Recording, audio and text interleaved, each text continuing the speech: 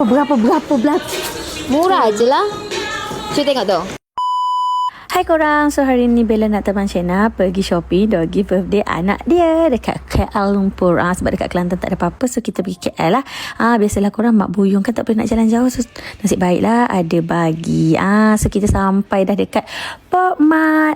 Kalau masuk sini ni bukan budak-budak je tau gila, tapi mak-mak pun gila. So kita pilih-pilih lah. Korang tahu tak, kita perlukan 200 box tau untuk doggy budak-budak ni. So memang pening lah nak pilih, macam-macam ada. Habubu lah, labubu lah, crybaby lah, happy baby lah, macam-macam lah. Sampailah nampak ni. Ni semua ni korang dog gift untuk anak Cik Nan nanti. Pregnant woman. You give to her. Ya, thank you. Kak. Apa? Berapa? Murah je lah. Cuba tengok tu. 18,550 je.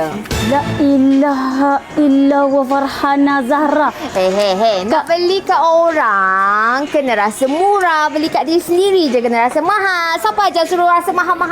Kan nak bagi dog gift kat budak-budak. 11,000 ni pergi birthday untuk anak-anak Cik Nah. Ya Allah, semua ni semua ni. Ini yang Cik Nah punya, ya Allah. Pergi betul, siapa tak datang birthday anak Cik Nah tau.